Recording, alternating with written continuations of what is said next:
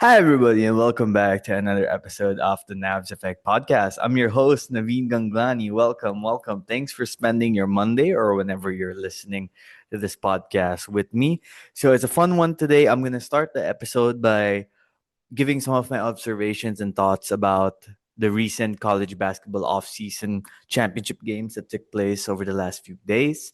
We have the UP Fighting Maroons against NU Bulldogs that took place on a Sunday, July 27. And then 2 days before that, the Adamson Soaring Falcons defeated the UST Growling Tigers in the finals of the Asia Basket Tournament. Now, if you guys are wondering why the video setup might be a little different right now, that's because I'm actually recording this at my office, not at home where I usually record the podcast episodes. But for our segment later, the second part of this show, we'll be back to normal programming. By the way, for that second part of the show, my guest is Flo Del Agua. She was the courtside reporter of the Asia Basket tournament. She was there for every game, so she provided some really good insider insight, being there at the timeouts, in the locker rooms, talking to the players and the coaches. So make sure you guys stay tuned for that. Now, first thing I want to talk about is UP's big win against the NU Bulldogs. I have to say I was quite surprised by how the game turned out. I thought that NU would put up more of a fight. They did not. It was a 7-3 lead early for NU, actually. And, they started aggressive. They started good. And you're like, oh, okay, so NU might make this competitive. This might be a really good game down the stretch. And UP took like a 6 point lead toward the later part of the first period. And I felt like it was going to be the back and forth game. But no, UP opened the second quarter in a 13-6 run, took a double digit lead, and really maintained control the rest of the way. I mean, the final score indicates NU lost by 14 or 15, 14, yeah, 79 to 65, but this felt more like a 20-point blowout. And it was the kind of blowout win we've seen from UP the last few years, where they just absolutely hammer opponents. We haven't seen a lot of that this offseason. They had a close game against NU in the elimination round of the Filoil. They lost to LaSalle in the elimination round. They lost to UST. And then in the playoffs, they had close wins against CSB and DLSU in the quarters and semis. And then after this 2 week break, very strange, I know, but that's what happens when a team goes out of town. After this 2 week break, UP comes out just on fire. And let's take a look at the stats real quick. One-sided affair, like I said. UP shot just 38% from the field and only 4 out of 25 from downtown, but 21 out of 30 from the free throw line. They won the rebounding battle 53 to 48. They also had 17 turnovers and you had 18. But where did NU lack? 31% from the field only. UP took 7 more shots than NU did and made 7 more shots. NU just 5 out of 24 from the 3 point line, just 20 out of 36 from the free throw line, 55%. So the trend of opponents shooting free throws bad against UP continues. So let's see here. Francis Naruka had 15 points, 12 rebounds. Jerry Abadiano was named Filoil preseason MVP, 13 points. 7 points from Raylan Torres, seven from Harold Alarcon, six from Terrence Fortea, 13 from Gianni Stevens, who had 9 rebounds and 4 assists as well, and was a team high plus 15 and he's 21 minutes and 46 seconds. And we have to give Gianni a lot of props here because I feel like he has been the player who's shown most significant improvement for UP this offseason, even compared to when this offseason started, leading up to now. He was so much better. He showcased a lot of poise and polish in his inside game. And UP really needs him if UP wants to go back to back this year because Naruka is obviously proving to be a very good offensive talent. But for UP to have another reliable big man who can crash the boards and score inside offensive putback opportunities and run the floor too. I was surprised by how well Gianni was running the floor. And Sean Alter also coming off the bench, giving me that 6-8 points a game. They might not have that big man star like they did in QMB and Malik the last 2 years, but they're starting to have a big man by committee. I know a few episodes ago we talked about UP having a closer by committee. They didn't need a closer this time. They kind of have a big man by committee too. Obviously, Naruka is the best among the guys, but Yanni and Sean, especially when the guards feed them the ball underneath the rim, can put points on the board. in very emphatic ways too. If you take a look at some of the dunks that Alter had, what impressed me about UP's game plan was the pace that they were playing with. Now it was helped by the fact that NU couldn't buy a bucket.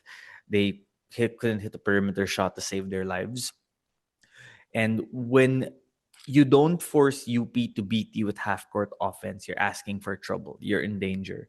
If UP can run off rebounds, you notice that a lot of times the Fighting Maroons have these 3-on-2 fast break advantages, 4-on-2 fast break advantages. It's because Coach Gold has trained these guys, Abadiano, Torres, Fortea, Felicilda, Remagat to some degree now, to push the pace as much as possible. Once someone grabs that board, they push the pace, and they always have a rim running big. Malik was a great rim running big on fast break opportunities. QMB wasn't as fast as Malik, but could still run the break. And now you're seeing guys like Noruka was really athletic, by the way. Noruka and Stevens and Alter running the break and getting those easy handoff, drop off opportunities for easy buckets. Let's see what else here. UP also, I felt, did a better job spacing the floor in the game against NU compared to their last few games. Two corner shooters. And when you have that much spacing with two corner shooters, two guys in the wing, or one of them playing up top, it becomes easier for guys like Naruka and Stevens to cut middle because the defense is also spread out. And when the defense is spread out, there's more ground to cover for the defense. In this case, the Bulldogs, they were running back and forth, east and west, and that allowed Naruka easy slot running opportunities to get to the rim, catch the ball, and finish or even draw the foul. Again, like I said, it's easier when the opponents aren't making a bunch of shots. And we saw UP struggle with that to some degree when they faced LaSalle, especially in that first game when LaSalle's offense was really humming. But that's the only way you can beat UP, by making them play you in a half court setup. And if you allow them to get easy transition opportunities, you're, like I said, asking for trouble. And that's what NU did. Now, speaking of the Bulldogs, real quick, I feel like that's the kind of game you want to see more from the likes of Jake Figueroa, Steve Nash Enriquez, and Jolo Manansala, because they are the veterans now, the leaders of the team. And there's always been this situation with NU where we know they're good. We know they're a Final Four contender, and we know that they have the talent to compete against the best. But when it comes to the big time games, they somehow just come up short, right? And I know a few NU players. Well, to be honest, one NU player actually who has told me before, why doesn't the media talk about NU? Why is it that we're not in the same conversation as like LaSalle and UP or Ateneo? We want NU to be in the conversation. We think NU can be in that conversation, but NU also needs to prove that they can win the big games. And recently, the last few years, now last season I kind of give them a pass. It's like a gap year because Diasana got injured.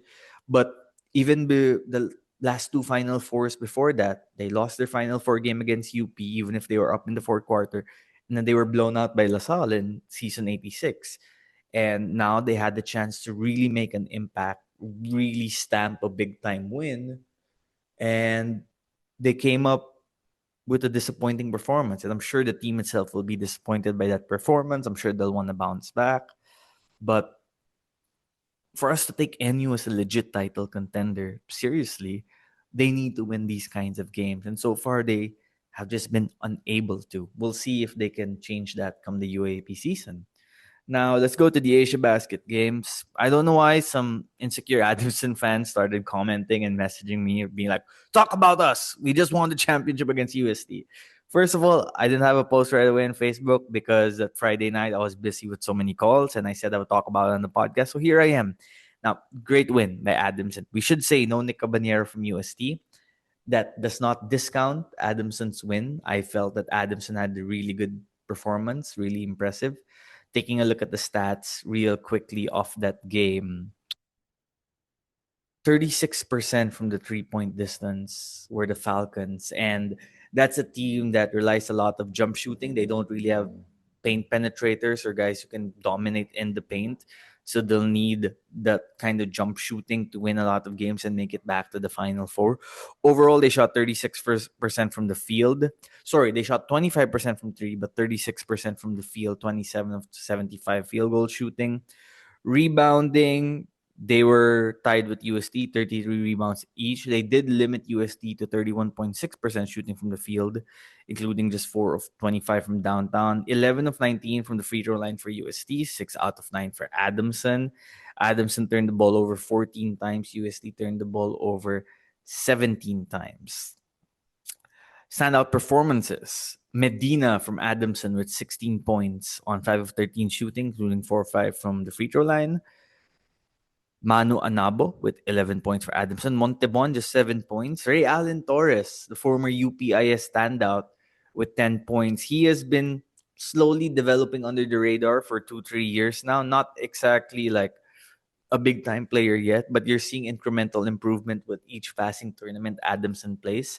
And that's good news if you're a Falcons fan, because Torres was known for his shooting ability in the high school ranks. And for him to be that floor spreader with Medina and with Erolon, who was in the 3-point shootout competition of Filoil, that's good news for the Soaring Falcons. Because if you look at Adamson's offense, they're heavy on ball movement, on spacing the floor. Like with UP in the NU game, Adamson always has corner shooters.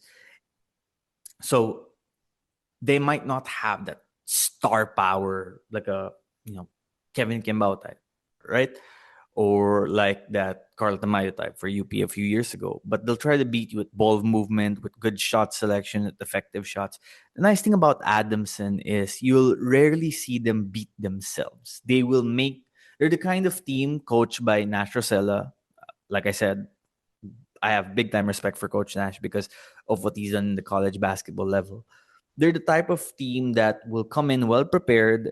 They'll be disciplined. They'll execute their game plan. They'll stick to their identity. They'll stick to their culture. And they will be like, we're not going to beat ourselves. You guys have to beat us. They have defensive malleability too. They can switch. They can drop. They can hedge. I like their team, ironically, this coming season more than I did last season. And they made the Final Four last season. And it's got a lot to do with their new talent on the rise, like those who I mentioned, Erlon and Medina. Franzman hasn't even had like a big game yet in the last few weeks, but he's also someone you can expect to take another leap. I think he has a lot of potential. And Montebon also, if he can get that shooting to be effective and consistent, Adamson is a threat. The problem for them coming to the UAP season is that the other teams who they'll be competing for in the Final Four have added firepower as well, like UST, like with NU coming back with an FSA, like with Ateneo on the rise. So can Adamson compete with these teams? I think so. I think they have an experience advantage on their side as well. Whether or not they make it back to the Final Four, I think will hinge on how quickly these young guys can develop. Now, to be fair, and I talk about this with Flo a little bit more later on, Adamson's that team that some days a few guys will have like 12, 14 points, and then the next game they could have like 5 or 6 because someone else is stepping up, right? When you come to the big games in the Final Four or potentially the finals, you need the guys that you can give the ball to when the offense breaks down. And that's something they will have to work on, but they're unpredictable. And I think that's their biggest strength. I think that is their biggest strength right now. Their unpredictability. They can hurt you from different angles in different ways. And like I said, they won't beat themselves. They'll stick to their system. Even if the shot clock goes to below 10 seconds, you don't really see them panic. You see guys setting it up, call for a ball screen, run the floor, run the play, space the floor, kick it out. They're well coached, and you have to give them a lot of props for that. And one more note on Medina. I don't know this for a fact. I haven't asked them directly, but I was told by some people that even after he committed to Adamson for the collegiate ranks, there were other programs who were trying to recruit him. And you know what I mean when I say recruit him, right? It can be very tempting when other programs are recruiting you. But he's loyal to Adamson. He wants to be here. He's here, and he is trying to make a name for himself in the college ranks. And honestly, it's not going to take long. He was named finals MVP, and he absolutely deserved it. Now, going to UST, like I said, no Cabanero. Fourth key shooting is still something that he needs to work on. But you're seeing improvement from someone like Mark Lemet. He's attacking the paint more, trying to back down smaller defenders. Outside shooting is better. He's getting to the free throw line. Sometimes he still gets a little too aggressive, needs to tone it down. Like when he got into foul trouble in that San Beda game in the eliminations, or rather the elimination round, first round, I should say, of the AsiaBasket, because there were changes made due to the weather, but that improvement is going to help UST. I thought we'd see more from Jello Crisostomo. I don't think he's just a spot up shooter. That's kind of what his role is right now. But I think he can be someone who can attack closeouts because he's so long and so tall and so big that I feel like it could take just one or two dribbles for him from the 3-point line to get to the paint, maybe earn more free throws, kind of like what Lemit does. I think that's the next stage in Jello's development because he's already a reliable shooter. And if he can be a reliable attacker, slasher as well, you're going to have a lot of pro teams already watching out for him. That's for sure. Paranada, the shooting, it's going to be either on or off. When it's on, it looks great. When it's off, it doesn't look so great. So we'll see if he can bring some consistency. I like Asido shooting as well. I like that it looks like he got bigger. I think if he can also develop like Chrysostom with that slashing game, it would add more. And the big move for UST in this tournament was having Collins Akowe. Now, you saw Collins steadily improving with each passing game. The first two games against Letran and San Beda, he had some struggles with the pacing of the game and the speed of the game. But the size is just such a big factor. The size is, he's a huge guy. He's an automatic double-double every game for UST. He's what they need, someone who can score in the paint. Now, needs to improve the free throw shooting because teams are going to hack him, teams are going to foul him, and if he's shooting 30 to 40% from the foul line, it's going to cost UST some games. If he can get up to that 50 to 60% range, that could be a big difference because when you look at the final scores of games sometimes in college, it's like a 4-point lead or a 5-point lead. So even just incremental free throw shooting improvement will go a long way. And he needs to realize, and I think he already does kind of realize this, that because he's bigger and taller than a lot of opponents, they're going to try to get underneath his skin. They're going to try to be aggro with him. They're going to try to get him to foul out, to commit unsportsmanlike fouls. That's why you see a lot of defenders like go underneath his arms because he's bigger. So when he swings those arms or grabs a rebound and goes down, it's like an automatic elbow or hit to the head, unsportsmanlike foul. And these are the little intangibles of the game that he will need to take note of, that he will need to understand, and he will. It will come with more experience, more playing time, more games. But overall, you also saw the potential of what he can bring on the court. I feel like maybe he needs to get more used to the speed of the college game compared to what it was in the high school game. It's going to be faster in college. It's going to be smarter play also. And you're going to see teams target him on defense, especially when he's on drop. Brian Sahonia and San Beda hit those big dagger shots in the fourth quarter of their first win against UST because they were targeting Collins. So if he can improve into that switching kind of big man or even trap, kind of like how Mike Phillips does it and get back to the paint, that could go a long way. And I feel like with the coaches he has there at UST, they're going to help him improve as much as he can. Like we mentioned, this was his first stint in a UST uniform, and it wasn't perfect, but it wasn't bad either. It's kind of what you expect. It was also every day. Every day they were playing games, except for that one day. I think that was a Wednesday where they needed to take a break due to the typhoon. So 2 months down the line, when the UAP starts, I feel that we'll see even more improvement from Collins. It's going to help that UST is going to Korea in August for kind of like their training camp session. Quick NCAA thoughts here. I feel that Letran is as good as any NCAA team when it comes to discussing championship contenders. They are built in the direction Coach Alan Ricardo wants them to be. I think Manalili is already perhaps the best playmaker in the NCAA right now in terms of passing the ball and getting the basketball in tight windows to his teammates for easy scoring opportunities. They also space the floor well. And one thing I really like that Letran does is they get the ball across the half court line real quick. And a lot of people don't realize that sometimes teams struggle with bringing the ball down. It takes them 7 to 8 seconds. And let's say you bring it down, and suddenly there's 16 seconds left on the shot clock. You have to execute your play, but your first two actions, the defense was able to stop it. Then you're in a situation where with 7 or 8 seconds left, you have to come up with a shot. Most of the time, it ends up with a bad isolation shot. But with the Knights, 21, 20 seconds left on the shot clock, the ball's already down their side of the court. And they're running plays, and they're spacing the floor, and they're attacking the zone. And Kevin Santos being a legit mid-range threat goes a long way. Helps them out a lot.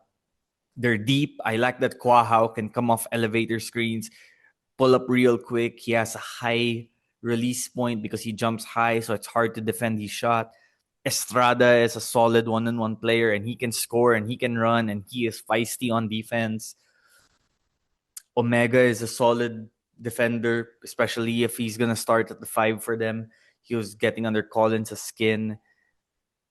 They're tough. Gamad is becoming a knockdown shooter for them, and they have a lot of shooters, a lot of shooting.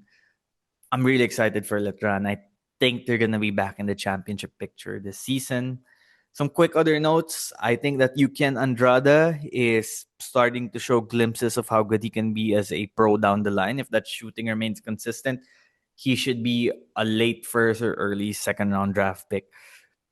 Brian Sahoni, he looks leaner, he looks trimmer, and they need him to remain in tip-top game shape and healthy because he's probably their go-to ball handler down the stretch. Now, San Beda didn't have John T. Miller for the AsiaBasket, and they did look impressive in their Iloilo games against Ateneo. We'll see. I still think it's best with John T having the ball because he's their best player, but the team from a personality standpoint tends to gravitate towards Sahonia having the ball in these late game situations, and sometimes they sink or swim based on how Sahonia plays. And CSB's loaded, man. CSB is so deep. So deep. I think they're the deepest team in the NCAA. They're gonna be hard to beat. Liwag is a man amongst boys in that league. I think their toughest competition is going to be Letran. I feel like they have San Beda's number right now, CSB does. And I can't make a proper evaluation on Mapua yet because they've been competing in Germany and Clint hasn't been playing in all those games. And we haven't seen them for a while. But right now, if I had to make an NCAA power rankings, if I had to, I would go CSB number 1, 1A, Letran 1B, San Beda 2, and Mapua unranked because I feel like I haven't seen Mapua play in a while and I want to watch them first before I rank them. And I give EAC and Perpetual as the final 4 wildcard spots. But it's early, and that's what I call too early power rankings. So we'll see what happens when the NCAA begins. I'm excited. College basketball is going to be so great this season. Anyway, don't go anywhere. We'll be right back with Flo Del Agua. Catch you all shortly. Hey, so welcome back now to the second segment of this podcast episode. And joining us is Flo Del Agua, the courtside reporter of the AsiaBasket tournament that just took place at the Filoil, or should we now say Playtime Filoil Center.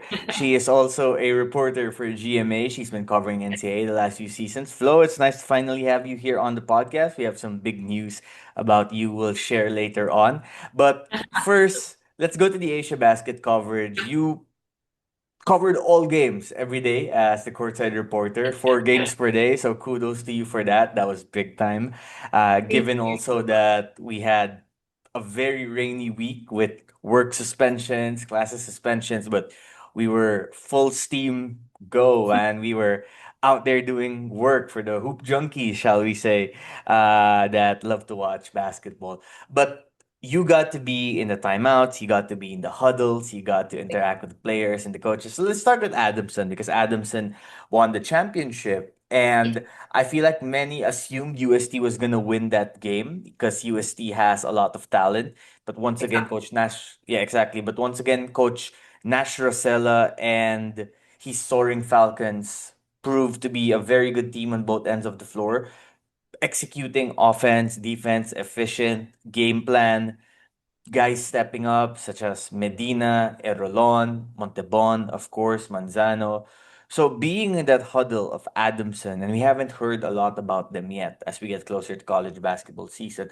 What can you say about the team chemistry and the way those guys run things in their varsity program?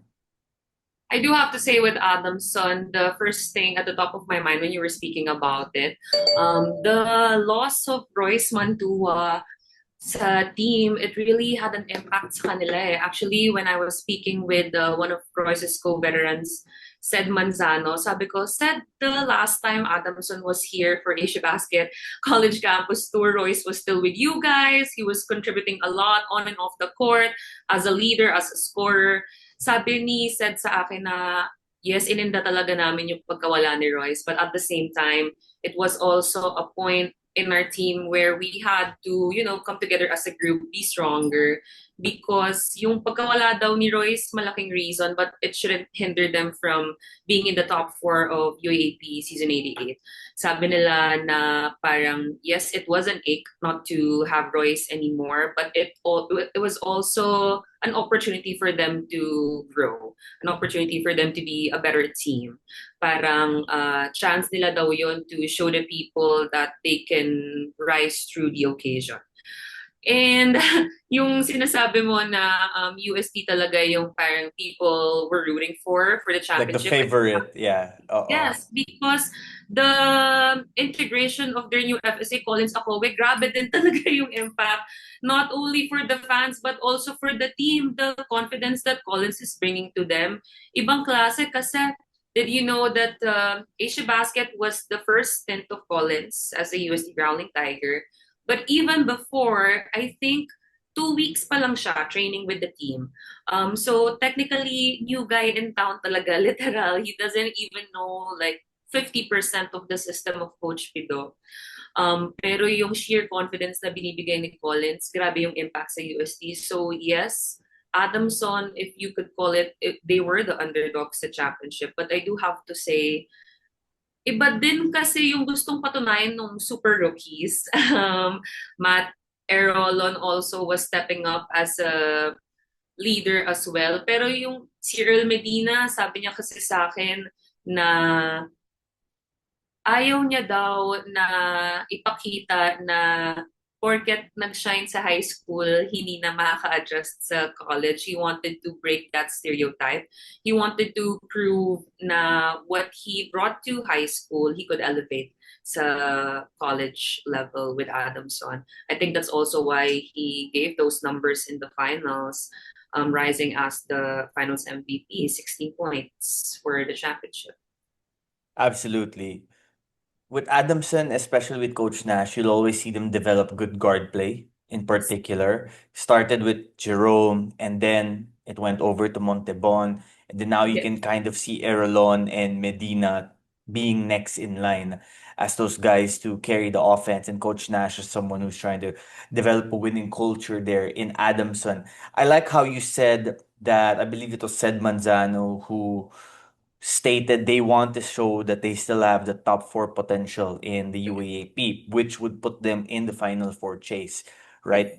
They were in the Final Four last year. They made it as a 4 seed. They were eliminated in the 1-4 matchup against DLSU, who at that time was the defending champion. And I think we can say that when you look at the rest of the UAAP entering this year, the talent and the competition got deeper because LaSalle and UP are still expected to be title contenders. We expect UST to be better, and we should mention UST played this whole tournament without Nick Cabanero, who was out with a knee injury, and they were really doing rest management. Fortsky in some game, out some game. Paranada, same situation. The only guys who I think played consistently every day were like Buenaflor, Lemit, Crisostomo, Akowe, some of the other guys like Kalum and whatnot. But back to Adamson also, the competition's gonna get deeper because we also have to remember NU is a better team. We also have to take into account that Ateneo is expected to bounce back this year after their lackluster performance last season. So it's going to be harder for Adamson. And that's why you need the guys like Medina to step up early on, like Erelon to take another leap forward. He already took a little bit of a leap last year, but he needs a bigger leap this year, especially with Mantua out. And what is intriguing about Adamson is parang walang hierarchy of sorts when it comes to who can play and who can contribute on a daily basis, right? Because, for example, if you look at LaSalle, you know the ball is going to be in the hands of Akowe. Sorry, Freudian slip. It's going to be in the hands of Baclaan and Cortez. They're the lead guards. For UP, the veteran players like Alarcon, Fortea, Remogat, they will be handling the ball. For Ateneo, we're not so sure yet because we haven't seen a lot. For UST, though, Padrigao's gonna have the ball, Cabanero's gonna have the ball, Laco's gonna have the ball. NU and Adamson might be the really not really good teams, but the good teams that have more of a everyone eats on the table kind of system, right? And I feel like that can make Adamson really dangerous because if they can be an unpredictable team where on some days, the third guy in the depth chart will contribute, but on some days, the ninth or tenth guy in the depth chart can contribute, then they can be more dangerous as an opponent in terms of, oh, it's harder to prepare for them because they can attack you in different fronts. Do you get, or did you get that vibe from Adamson where it's not like, oh, kasi ako yung veteran, ako yung dapat may bola, right? You don't see Montebon doing that. You don't see Manzano doing that. In fact, they empower pa their younger teammates, right? I have to agree, Navs. And alam mo, while you were talking, I remember this one time I sat down with one of Adamson's assistant coaches, Coach Ryan Betia. Sabi ko sa kanya, Coach, yung loss ng isa niyong player, it's not just some player, you know. It's not just a scorer. He's also someone who's not easy to replace.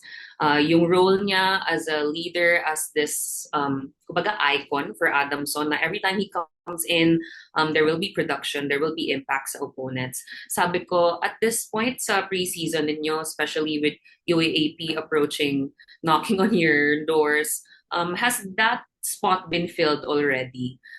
Sabi ni Coach Ryan, alam mo, to be honest, hindi pa talaga. But sina Coach Nash, they are continuously encouraging the Soaring Falcons to have that next man up mentality. Yun naman yung lagi sinasabi ng coaches. But I did get that vibe kasi sabi ni Coach Ryan, hindi porket veteran yung nawala, veteran din yung papalit. Anybody could take that spot. Which is maybe why we could see, you know, Anabo stepping up one day, and then all of a sudden it's Medina. In some quarters, it's Erolon. So lahat sila on an equal playing field. Kasi alam nila na malaki yung nawalang spot eh. May void talaga na kailangang i-fill. But the coaches are giving everybody equal chances to be able to step up. Walang biases. Kahit gano'ng kakatagal, kahit kakarating mo lang, fresh ka from high school, no worries, all of you will have the chance to, you know, make an impact for the team regardless kung senior ka or rookie ka. They're all the same. Absolutely. I remember when Coach Nash was still with FEU, and this was the time when LaSalle had the King Archer, Ateneo had the King Eagle, Kiefer Geron at the time. Then UST, at that point, I guess Kevin Ferrer, you could say. But anyway, so someone asked Coach Nash, who's your King Tamaraw at that point? And he said, we have 16 King Tamaraws, referring to the whole team. And you can kind of see him utilizing that same principle and same identity with these Soaring Falcons. I think you could make a legit case that when Jerome was in the senior years of his career, he was the quote unquote king of the team. But now this is starting to feel a lot more like a Nash Rosella team where, like I said, everyone eats. It's unpredictable. One day someone can have 16 points, one day he might only have 2 points, but he can contribute in other ways. So we're eager to see what Adamson is going to do. Now let's go to UST. I feel that one of the strategies opponents are going to employ against Akowe and UST is to get under his skin, to get in his head a little bit, try to get him frustrated. And it was the case when UST took on Letran. You saw the likes of Kevin Santos and Omega really trying to get underneath his skin. with UST, with San Beda, it was similar. Etule and Lina were being very physical with him.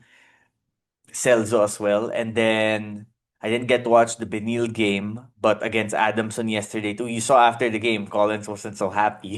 He was starting to get frustrated there. But Collins needs to get used to that. He's not anymore taking on high school players. He just overpowers and towers against. Now, he's still going to average a double double, in my opinion, because he's really big.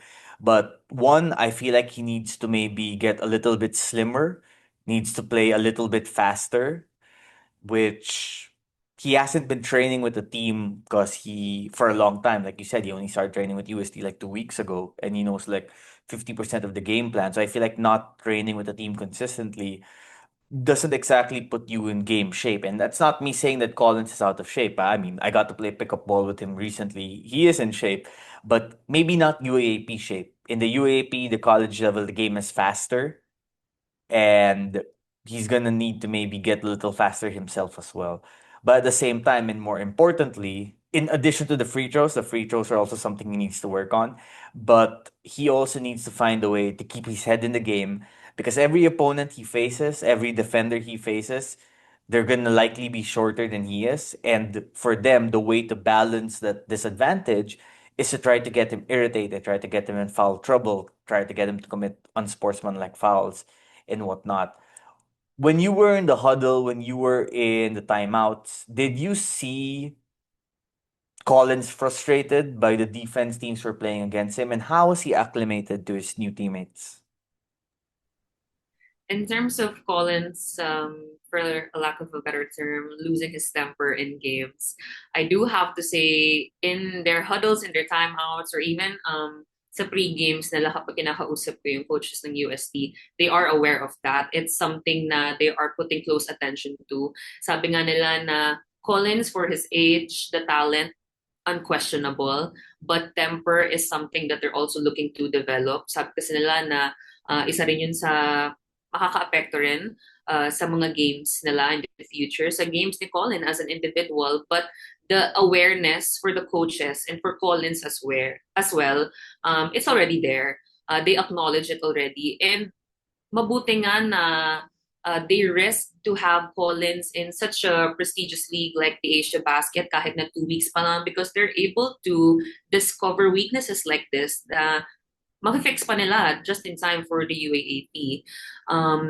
I also spoke with Collins, syempre, isa siya sa very consistent with UST despite that temper. He's very consistent with the numbers.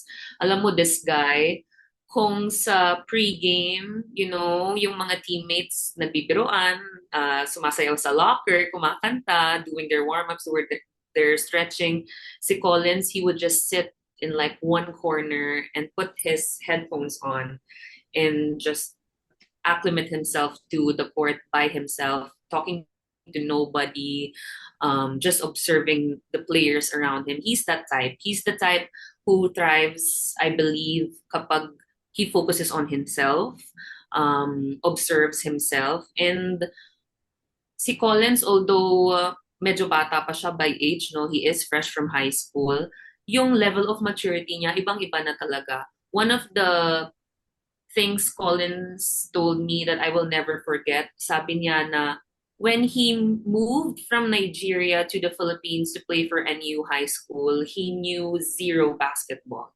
Wala daw talaga siyang fundamentals at all. In fact, describe niya sa akin, yung shooting form niya daw, the ball doesn't even have a trajectory. As in, diretso lang yung bato. Flat, Ganun yeah. walang alam for the sport. But NU helped him. And eventually, naging player na siya now, na napakagaling, napakatalented. Pero sabi niya na when he found out the level of competition that FSAs have here in the Philippines, even in the high school level, his goal has always been to play na parang mas matanda na siya kaysa sa edad niya. Yun daw yung standard niya palagi. To be able to compete with more veteran FSAs like during the championship, OJ Ojerikre, other FSAs in the UAAP as well. Yun daw yung goal niya, yung maging seamless na siya yung pinakabatang FSA. Gusto niya yung level ng laro niya, yung standard ng paglalaro niya is parang matagal na siyang FSA dito sa Pilipinas. I think that's also why there is ganyan loss of temper during the games. He's just very dedicated.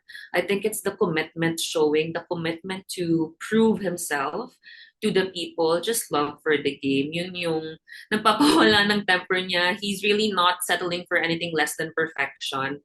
Um, Nakwento niya sa akin as well na at this point daw sa UST, kahit bago pa lang siya, ang dami na daw nagbabash. Ang dami na daw niyang nakukuhang messages na a little bit on the negative side.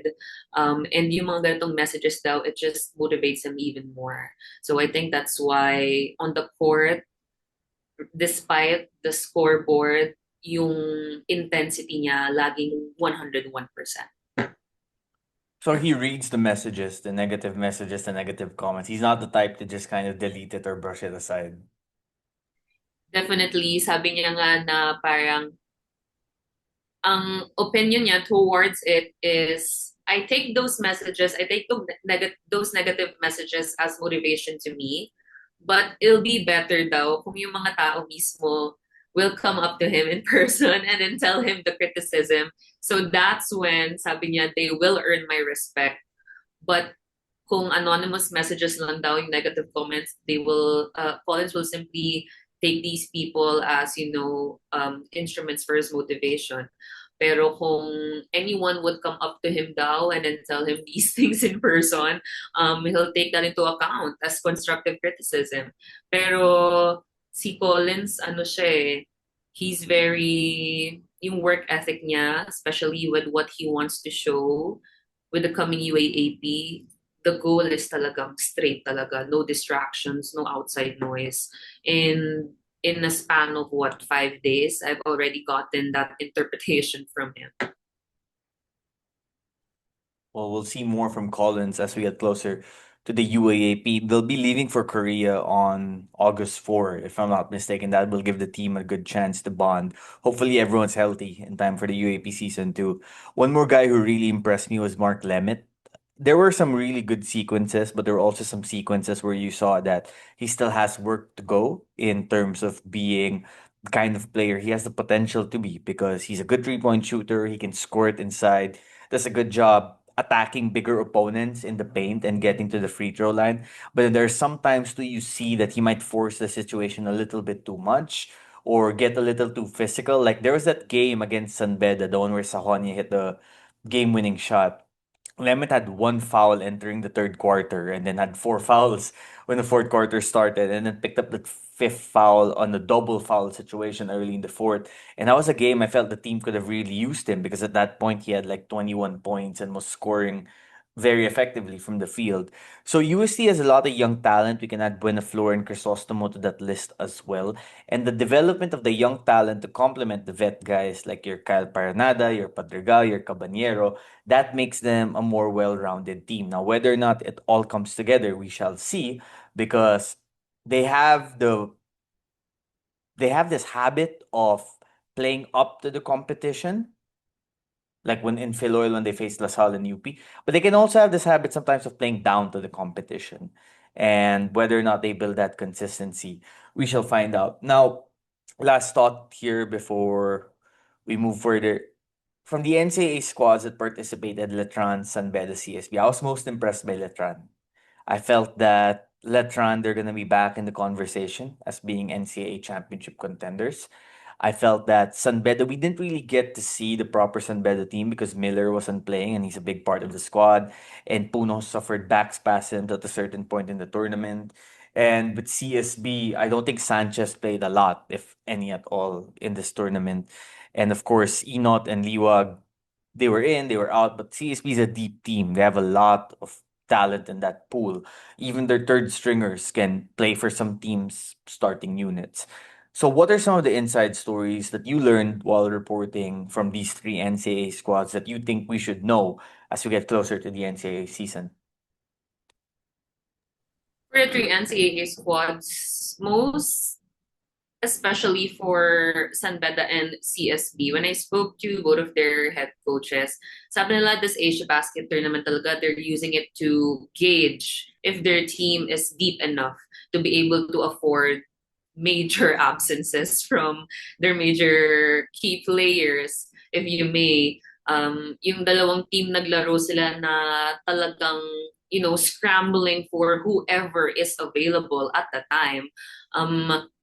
Itong preseason for both San Beda and CSB, it's been a struggle for the coaching staff simply because they couldn't present their best lineup yet.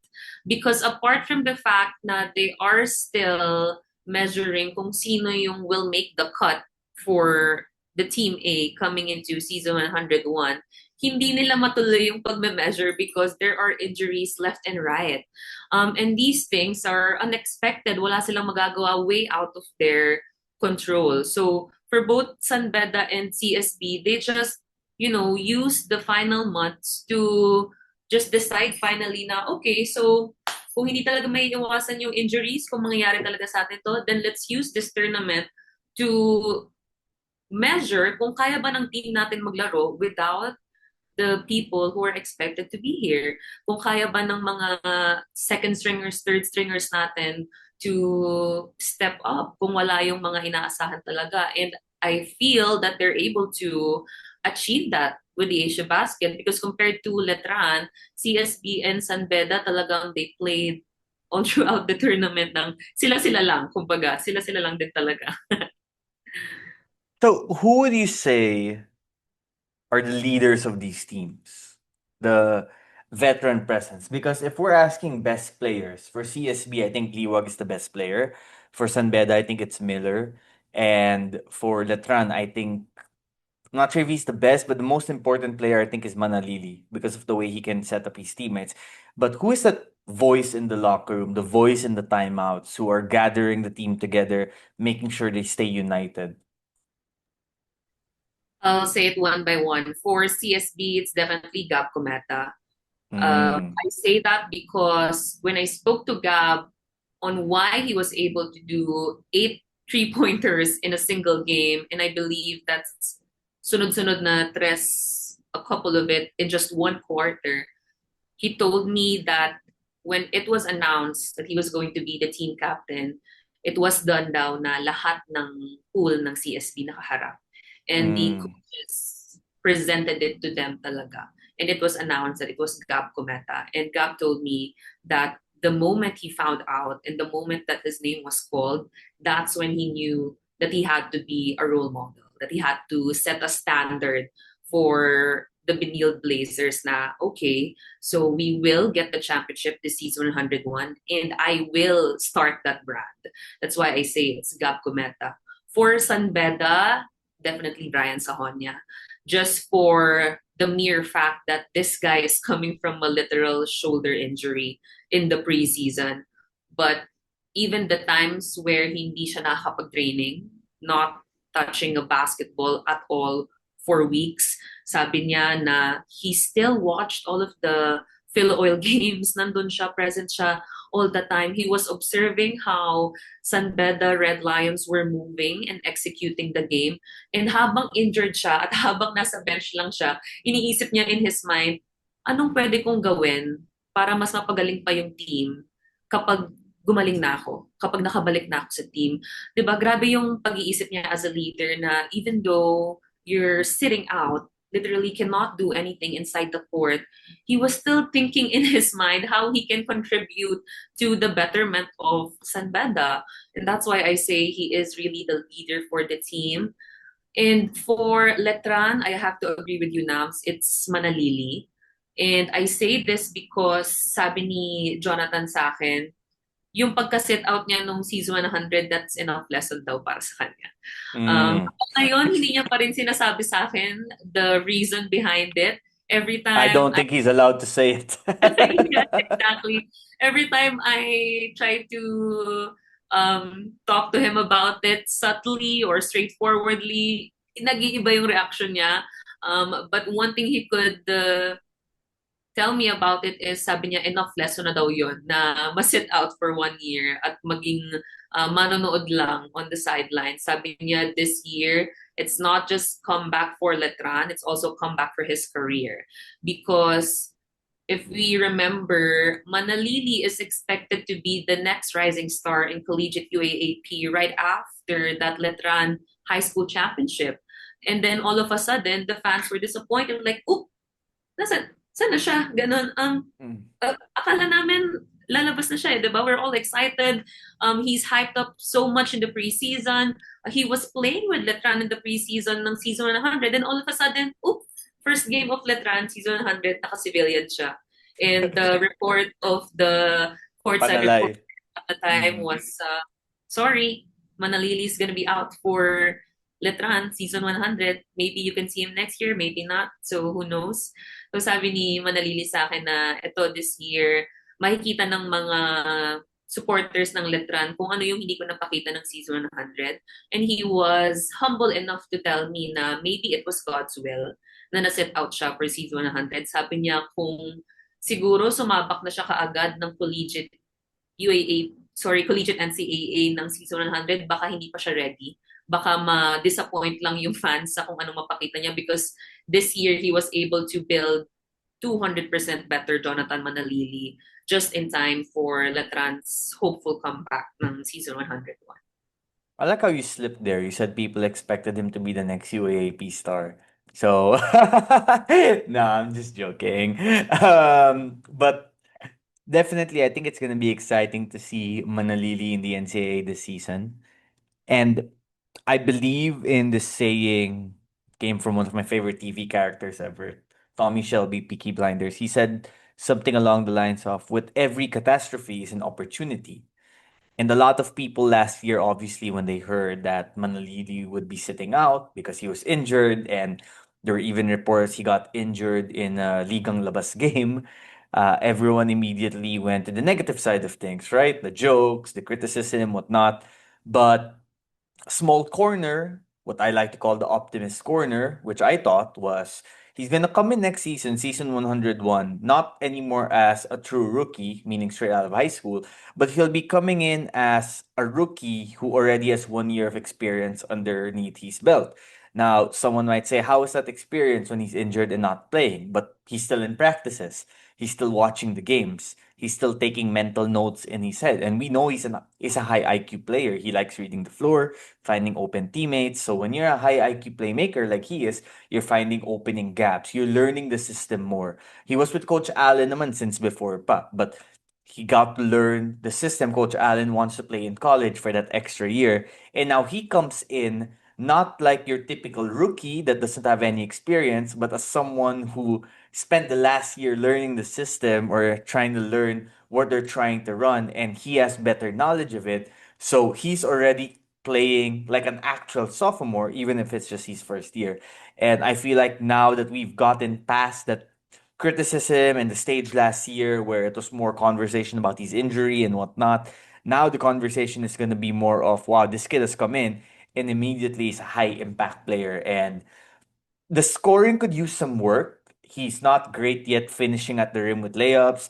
His outside shot isn't consistent yet, and the free throw shooting can be problematic sometimes. But he's already elite when it comes to playmaking. He's already as good as the likes of Padrigao, Baklaan, and you can make a case he's already the best playmaker in terms of setting his teammates up in the whole NCAA. He's also a great defensive player already. He reads passing lanes really good. He pressures the ball really well, and he does a good job pushing the pace. So I'm very excited to watch him this season. Flo, thank you so much for your thoughts about Asia Basket. You did a good job reporting courtside as well. Very dedicated.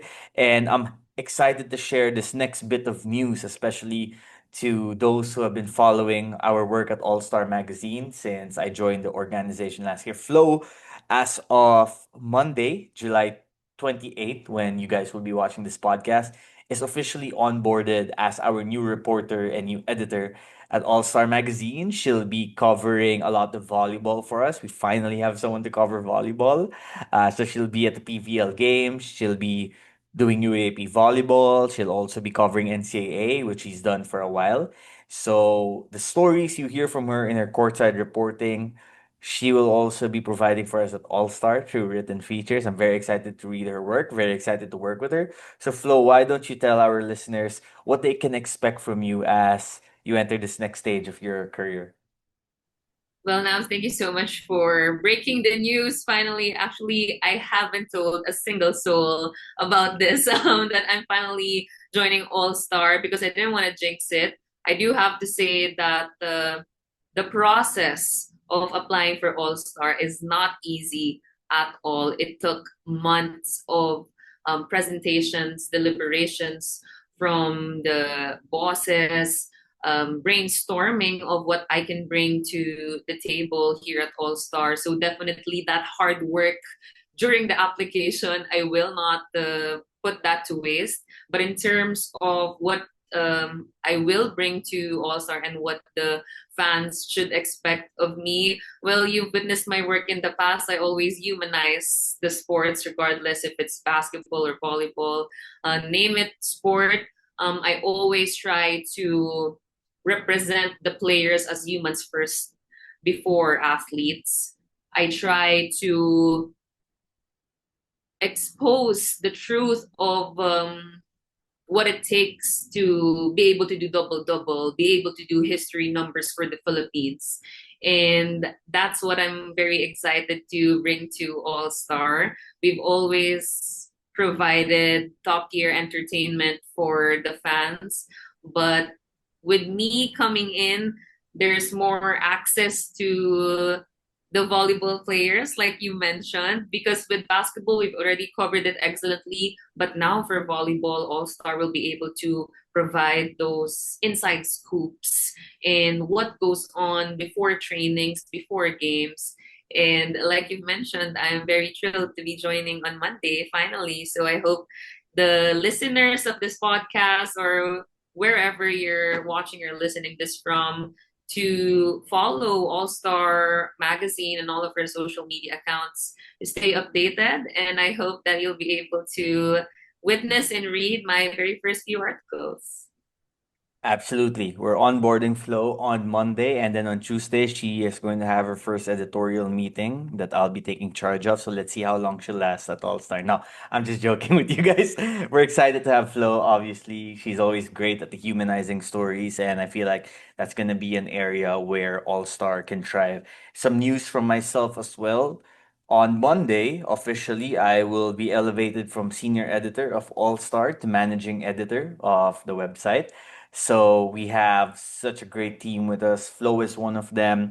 We've also added Patrice Dabao, who was a courtside reporter for DLSU the last two UAP seasons. She'll be joining to headline our social media.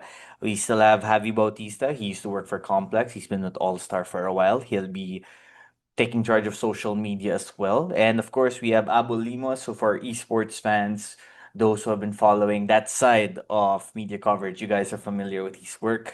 And we'll still have our usual stringers contributing. Simon Redoblado, who is a usual guest on this podcast, will begin or rather continue writing more for All Star, especially as we get closer to the FIBA basketball and the UAP and NCAA basketball seasons. We also have Carl Batumbakal, who was on this podcast just last week. He'll be joining us as a stringer as well on All Star, and we still have some of our talents. So, year zero was a experimental stage for us, I should say, and now we're technically in our year one, and we're ready to go more aggressive and make more of an impact in the sports world in the Philippines. Sports Beyond the Scoreboard is our slogan at All Star, and we will work every day to provide that type of content for our passionate readers. Flo, thanks so much for joining me. Enjoy your movie premiere tomorrow. We're recording this on a Saturday. On Thank Sunday, you Flo will be so watching much. Fantastic Four. So you let me know how that goes, and we'll be hearing more from you soon. Thank you, Flo. Thank you so much, Navs, and thank you so much, guys, for tuning in.